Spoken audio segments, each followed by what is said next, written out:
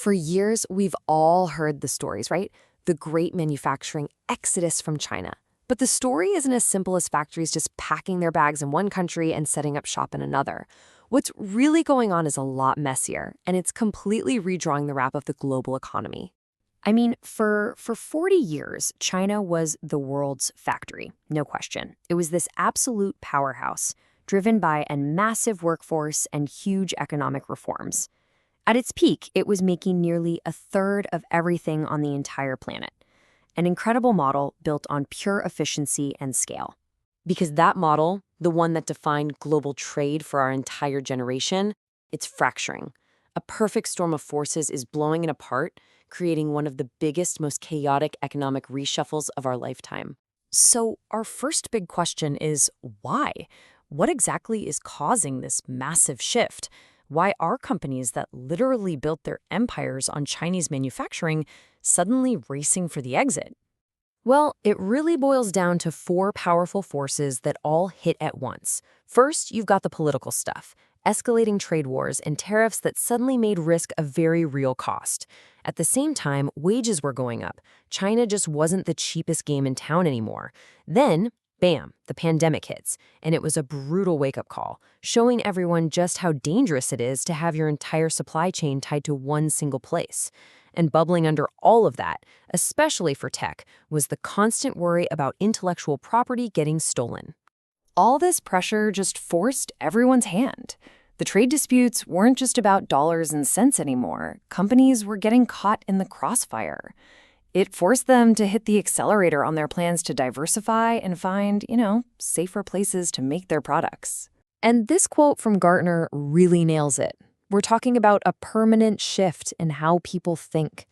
The number one goal isn't just about cutting costs anymore. Today, the key word is resilience. Companies are now actually willing to pay more just to make sure their supply chains can survive the next big global shock. So, if the world needs a new factory, who's stepping up for the role? Well, all eyes have turned to one very clear frontrunner: India. India's opening pitch is a huge number, 1.43 billion people. That's not just a massive potential workforce, it's also an enormous market right there at home.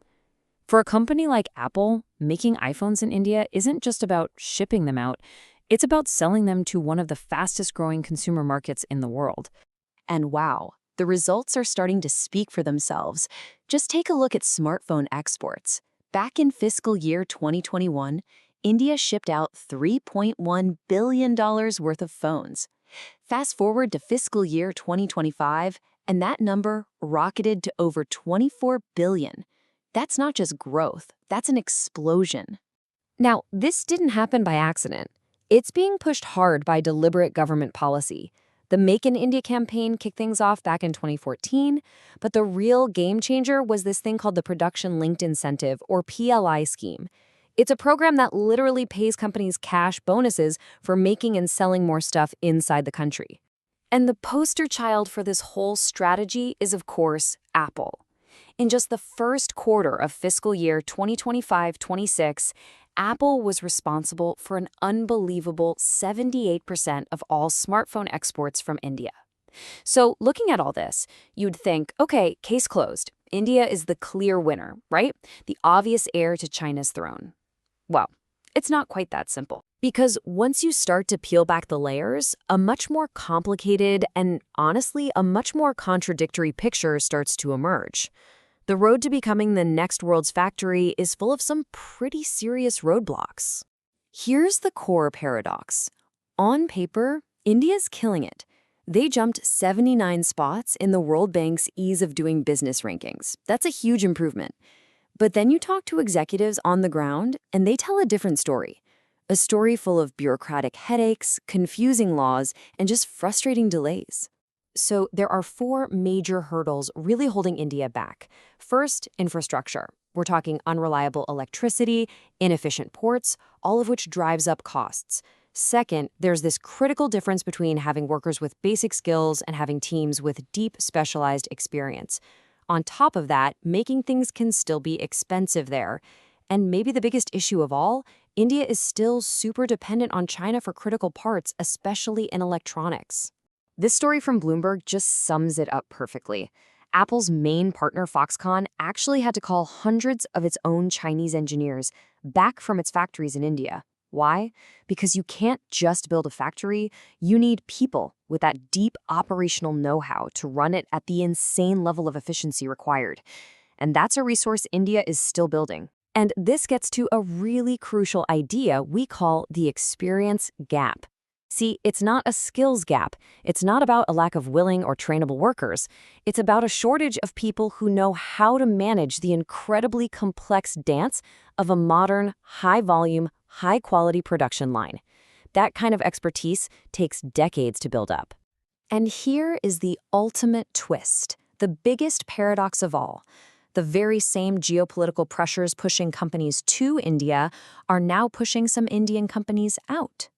With the threat of potential U.S. tariffs on the horizon, some of India's own textile firms are moving their factories to places like Vietnam and Indonesia to get better trade deals.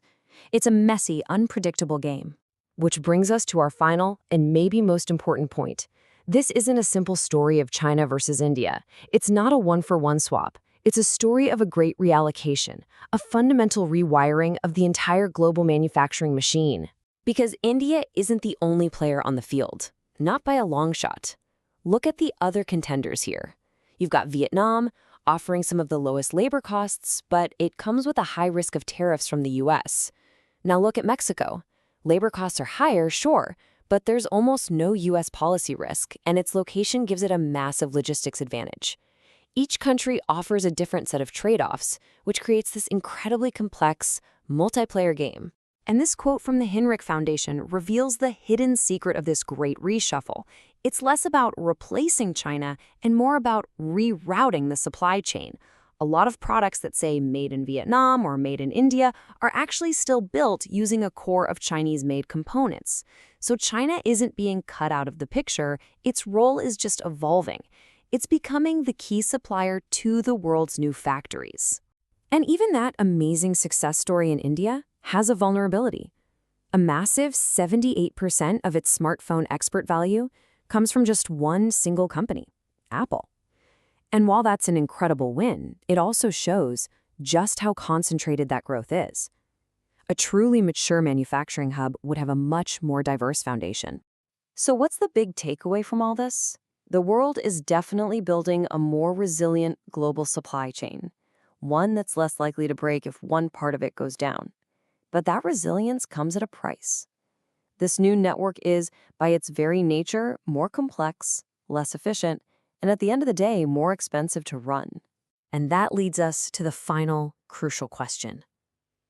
As we move away from having one giant, super efficient factory for the world to a network of many smaller, safer, more resilient ones, the cost of making just about everything is going to go up. And the question that leaves us with is who is ultimately going to pay that price?